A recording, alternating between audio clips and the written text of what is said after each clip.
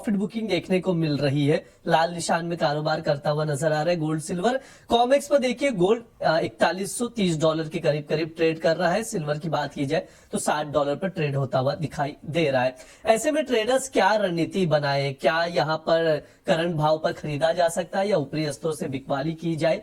Traders, gold silver, ETF investors और physical में अगर सोना चांदी किसी को खरीदना है, ये सब लोग क्या रणनीति बनाए, इन पर हम लोग बातचीत करेंगे और समझेंगे। हमारे साथ जुड़ रहे कमोडिटी समाचार सिक्योरिटीज के को फाउंडर हेड ऑफ रिसर्च अंकित कपूर जी और एसएमसी ग्लोबल सिक्योरिटीज की कमोडिटी की रिसर्च हेड वंदना भारती जी। आप दोनों का बहुत बहुत स्वागत है द बोनस में। जी नमस्कार। बातचीत करना शुरू करें, एक बार अपडेट ले लेते हैं अमेरिका ईरान को लेकर क्या कुछ आया है, फिर उसी से बातचीत करना शुरू करेंगे। वापस से तनावपूर्ण स्थिति देखने को मिल रही है। अंकित सर, नजर बनाए रखे अमेरिका ईरान पर, जिस तरह से हम लोग देख रहे हैं वापस से हमला शुरू हो चुका है, क्या कुछ अपडेट है सर? एग्जैक्टली बताइएगा और इसका मार्केट पर क्या इम्पैक्ट दिखाई दे रहा है? देखिए ब्रज जी, कोई समझ में नहीं आ रहा कि आगे आने वाले टाइम में क्या स्थिति रहेगी। तो लोगों ने मतलब एक तरह से इग्नोर करना स्टार्ट कर दिया है।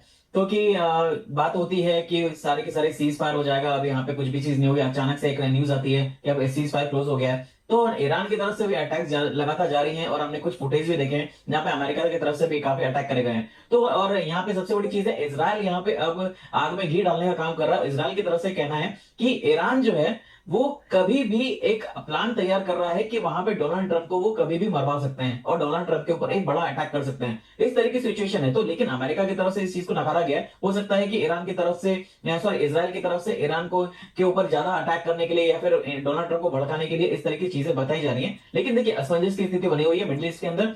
कुछ टाइम पे हमने देखा था कि जहां से कुछ जो ऑयल के बैरल्स हैं, जो गैसेज हैं, वो सारे आने चालू हो गई थी। नेचुरल गैस के कुछ शिपमेंट थे, वो आना चालू हो गए थे। लेकिन उसके बाद हमने देखा वापस अटैक हुआ और वहां पे कहीं ना कहीं तकलीफ जो वापस चालू हुई, जिसकी वजह से प्राइस हमने डाउन साइड में देखे, क्रूड के प्राइस में शार्प अपसाइड देखा। लेकिन उसके बाद में वापस डोनाल्ड ट्रंप का स्टेटमेंट आता है कि नहीं, अब वापस से बातचीत चालू हो सकती है। तो देखिए, होना नहीं होना इस चीज के असमंजस में पूरा मार्केट है और इसी चक्कर में हम भी देख रहे हैं कि मार्केट के अंदर दोनों तरफ के मोमेंटम देखने को मिल रहे हैं। मैम, आपका क्या व्यू है? कुछ क्लैरिटी आएगी या ऐसे ही चलता रहेगा मामला? ये कभी समझौता हो रहा है, थोड़ी सी बातचीत आगे बढ़ रही है, फिर से युद्ध शुरू हो जा रहा है, फिर समझौते की ओर बढ़ेंगे, फिर युद्ध शुरू हो जाए, ये मामला ऐसे ही चलता रहेगा कि कहीं कोई उम्मीद दिखाई दे रही है? मुझे लग रहा है कि ये सीसॉ चलेगा, क्योंकि यहाँ पे तो रशिया यूक्रेन में दो पार्टीज थी, यहाँ पे तो इजराइल भी है और अंकित जी ने यहाँ पे अच्छे से बताया। मुझे लग रहा है कि इस तरीके से ही ये अब तो 1-2 महीने की भी बात नहीं लग रही। मुझे लग रहा है कि पूरा साल ऐसे ही यहाँ पे खिंचता हुआ नजर आएगा। लेकिन चीजें यहाँ पे इम्प्रूव हो रही हैं, अलग अलग रास्ते बन रहे हैं, ट्रांसपोर्टेशन की बात हो रही है, अग्रीमेंट्स हो रहे हैं, पॉलिटिकल यहाँ पे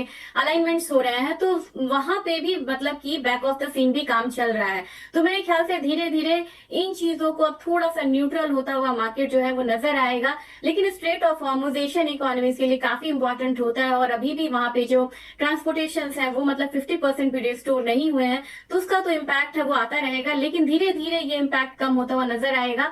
और वही कारण है कि थोड़े दिन बाद जो ट्रेडिशनल ट्रिगर्स होते हैं, ट्रेडिशनल डिमांड होता है, यहाँ पे सीजनल डिमांड होता है, मार्केट करेंसी फैक्टर्स पे, फेड पे, इन चीजों पे आके टिकेगी और वहां से मार्केट थोड़ा सा नॉर्मल होता हुआ दिख सकता है। ठीक है, ये मैम का व्यू है मिडल ईस्ट को लेकर जो अपडेट आ रहे हैं उसका इम्पैक्ट कैसा दिखाई दे रहा है बाजार पर।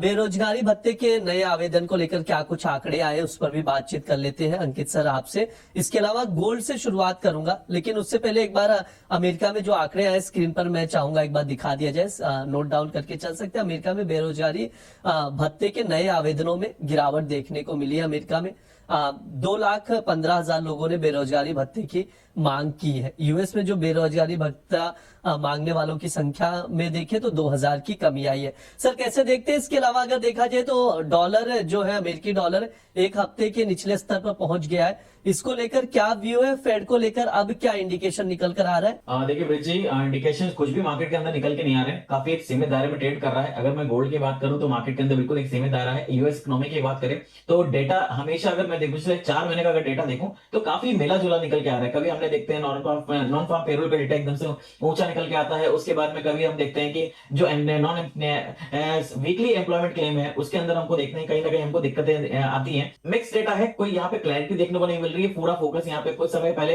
ईरान पे था, लेकिन अब यहाँ पे कुछ फोकस मुझे लग रहा है कि अब यहाँ पे यूएस की तरफ आता हुआ नजर आ रहा है। एक बात यहाँ पे समझनी होगी, पिछले 3 साल से हमको डेटा का इंपैक्ट देखने को नहीं मिल रहा था, लेकिन अभी पिछले हमने 2 हफ्ते में देखा है, जब भी कोई डेटा आ रहा है तो गोल्ड सिल्वर प्राइसेस पे डायरेक्टली इंपैक्ट पड़ता हुआ नजर आ रहा है, जो एक अच्छे संकेत है कि डायरेक्टली अब यहाँ पे आपको पूरा यूएस पे फोकस करना चाहिए और यूएस इकोनॉमी पे पूरा फोकस करना चाहिए। ईरान वाले मैटर को थोड़ा सा छोड़ देना चाहिए। अगर ईरान वाला मैटर अगर आगे एस्केलेट भी होता है तो उससे कोई बहुत ज्यादा फर्क पड़ने वाला नहीं है, जब तक स्टेट ऑफ हॉर्मोन्स को कोई नई दिशा नहीं दी जाती है या फिर कोई टोल वाली चीजें हैं, ऐसी कोई यहाँ पे इंप्लीमेंटेशन नहीं होते हैं, तो एस्केलेशन मुझे नहीं लगता कि वहां पे बहुत कुछ होगा। एक चीज यहाँ पे समझने की जरूरत है, यहाँ पे क्रूड ऑयल प्राइसेस हमने शार्प अपसाइड देखा है, क्योंकि यहाँ पे नीचे चल रहे थे और सऊदी की तरफ से भी चल रहा था कि वहां पे जो ये ओपेक कंट्रीज हैं वो 10% तक डिस्काउंट दे सकते हैं, तो ये कहीं ना कहीं यूएस इकोनॉमी के लिए एक थोड़ा सा हार्श हो सकता है। क्रूड ऑयल के प्राइसेस को बहुत ज्यादा बढ़ाने भी नहीं देंगे, अगर वो बहुत ज्यादा बढ़ा तो इन्फ्लेशन का इंपैक्ट क्या पड़ेगा, इन्फ्लेशन का अगर इंपैक्ट पड़ता हुआ नजर आया तो जो रेट है उसको हाइक करने की नौबत आएगी, तो मुझे नहीं लगता कि रेट हाइक करने की नौबत आएगी। पूरा फोकस अब यहाँ से 6 महीने मुझे लगता है कि यूएस इकोनॉमी पे रखना चाहिए, उसी के हिसाब से जो गोल्ड एंड सिल्वर प्राइसेस है वो ड्राइव होते नजर आएंगे। ठीक है, ये सर का व्यू है। गोल्ड से शुरुआत करूंगा मैम, आपसे शुरू करते हैं। अभी अगर देखें गोल्ड कॉमेक्स पर $4126 पर ट्रेड करता हुआ दिखाई दे रहा है। एमसीएक्स पर गोल्ड देखा जाए 1,44,580 का भाव चल रहा है। मैम, जो गिरावट आनी थी, प्रेशर देखने को मिल रहा था पहले गोल्ड में, वो अब रुक चुका है, यहाँ से थम चुका है क्या? अब यहाँ से तेजी की उम्मीद देखी जा सकती गोल्ड में? ब्रुचि, मुझे लग रहा है कि 4040-45 का जो एक मतलब सपोर्ट है वो काफी अहम है। 2-3 बार प्राइसेस वहां से ऊपर की तरफ गए, तो सबसे पहले ये मान के चलना होगा कि जब तक टेक्निकली ये प्राइस को नीचे ब्रीच नहीं कर रहा तब तक डाउनसाइड का लेवल यहाँ पे नहीं मतलब आना चाहिए, लेकिन अपसाइड यहाँ पे लिमिटेड है और वो बन रहा है $4215 से लेके $4250 का, यानी कि गोल्ड बिल्कुल सीमित दायरे में ट्रेड कर रहा है। नीचे 4050-4060 डॉलर आए तो बाय करो, और ऊपर में 4250 के करीब यहाँ पे आप सेलिंग कर रहे हैं। तो सेम जो मतलब की पैटर्न है वो अगले हफ्ते के लिए भी मुझे लग रहा है, और कोई बड़े ब्रेकआउट की संभावना तब तक नहीं है जब तक यहाँ पे 4400 से डॉलर की ऊपर की क्लोजिंग नहीं होती है। तो अगले हफ्ते मुझे लग रहा है कि निचले स्तर से एक बारी जो है वो बाइंग ही हम यहाँ पे आता हुआ देख सकते हैं। $4250, $4255 एक यहाँ पे अहम रेजिस्टेंस रहेगा।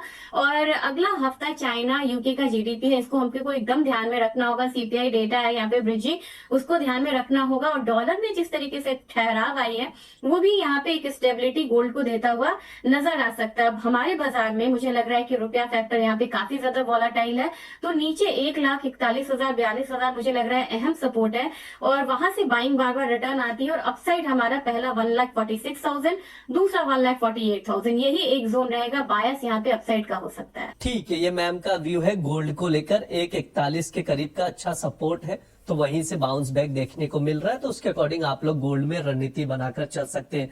अंकित सर, आपका क्या व्यू है, क्या कह रहा है टेक्निकल चार्ट गोल्ड का?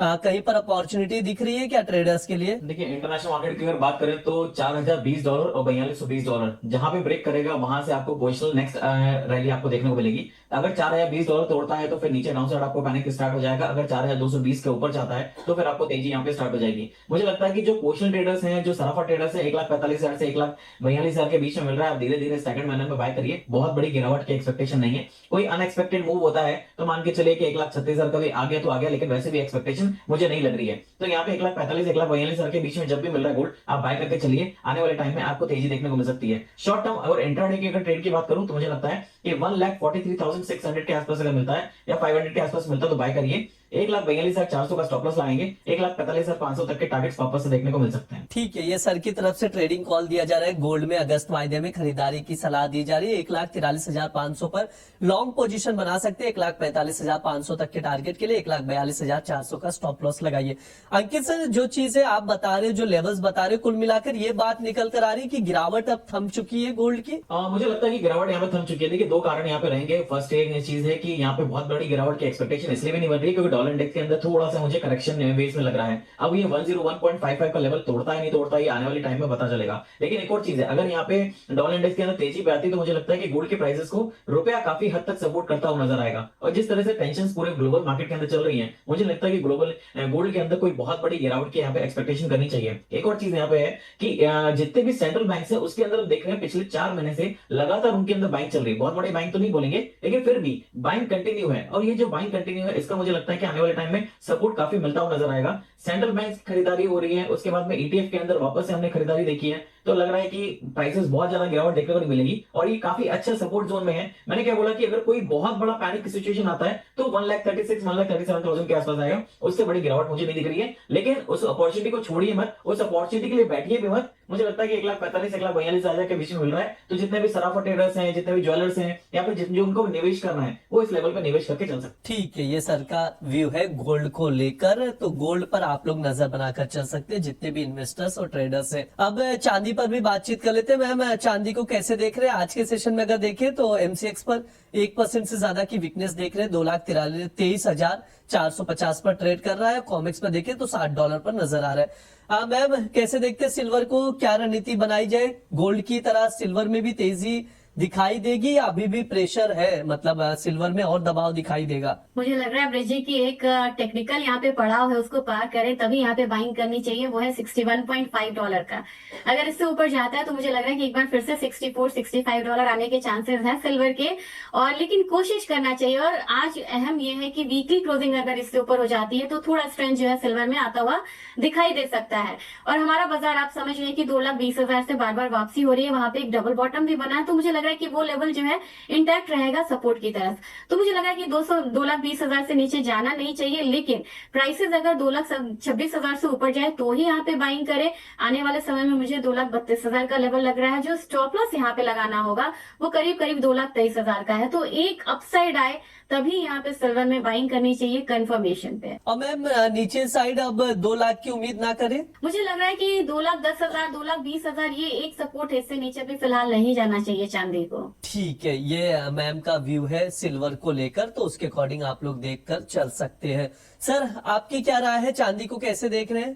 2,13,000 और 2,38,000 ये दोनों लेवल ट्रेडर्स को मार्क करने चाहिए। बिल्कुल बीच में चल रहा है। 2,13,000 के अगर नीचे गई चांदी तो फिर मान के चलेगा बहुत बड़ी गिरावट आपको देखने को मिलेगी। और 2,38,000 का लेवल अगर ब्रेक कर दिया, मैं फिर बोल रहा हूँ 2,38,000 का लेवल अगर ब्रेक कर दिया तो फिर मान के चलेगा एक बड़ा उछाल यहाँ पे देखने को मिलेगा। तो 2,13,000 से 2,38,000 के बीच में जब तक ट्रेड कर रहा है तब तक इंट्राडे और शॉर्ट टर्म ट्रेड करिए। बड़ी कोई भी पोजीशन मत बनाइए। मुझे भी ब्रेकआउट का वेट है, मैं भी चाहता हूँ कि एक्सपेक्टेशन है कि कहां पे आना चाहिए। एक्सपेक्टेड है कि 2,13,000 का लेवल नहीं टूटना चाहिए, लेकिन अगर वो टूटता है तो फिर मान के चलिए कि एक बड़ी गिरावट यहाँ पे देखने को मिलेगी। तो शॉर्ट टर्म में जिसको भी ट्रेड करना है सिर्फ इंट्राडे या शॉर्ट टर्म ट्रेड करिए। 2,13,000 और 2,38,000 दोनों मान के मार्क कर लीजिए। जहां भी ब्रेकआउट देगा उसके बाद में हमें वन साइडेड रैली देखने को मिलेगी। कम से कम 30 से 40,000 रुपए की रैली आपको देखने को मिल सकती है। दोनों तरफ का वेट करना जरूरी है। ठीक है, वेट करने की सलाह दी जा रही है। अंकित सर, इन्वेस्टर्स भी वेट करें क्या सिल्वर में? यस, डेफिनेटली सिल्वर में इन्वेस्टर्स को भी वेट करना चाहिए। देखिए, इन्वेस्टर्स को अगर वेट करना है तो डेफिनेटली वेट करना चाहिए। और अगर यहाँ पे आपको खरीदारी भी करनी है तो बहुत ही स्लो मैनर में, स्टैगर्ड मैनर में खरीदारी आप करके चल सकते हैं। लेकिन मैं यहाँ पे बात करूंगा सिल्वर, अभी दो तरफ की यहाँ पे चीजें कंडीशन बनती हुई नजर आ रही हैं।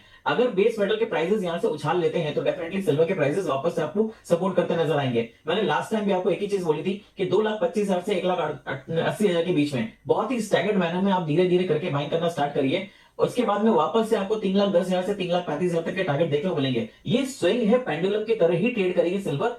अगर $75 का मैं एवरेज मान के चलता हूँ, $75 का एवरेज रहेगा। $15 से $20 के नीचे चांदी जाती है तो सस्ती कहलाएगी, और जैसे ही $15 से $20 ऊपर जाएगी ये महंगी कहलाएगी। तो जैसे ही सस्ती कहलाएगी इंडस्ट्रियल डिमांड निकल के आएगी, और जैसे ही महंगी हो जाएगी इंडस्ट्रियल डिमांड वहां पे फीकी नजर आएगी। तो जैसे वहां पे प्रॉफिट बुकिंग करके चलेंगे। तो आने वाले कुछ सालों तक मुझे लगता है कि सिल्वर एक रेंज में ही ट्रेड करता नजर आएगा। तो शॉर्ट टर्म में अगर मैं बात करूं तो नीचे में खरीदारी करके चलना बेहतर है। इस लेवल पे बिकवाली, अग्रेसिवली बिकवाली, पोजिशनल बिकवाली करना काफी रिस्की हो सकता है। ठीक है, ये व्यू है सर का, तो उसके अकॉर्डिंग आप लोग सिल्वर को ऑब्जर्व करके चल सकते हैं।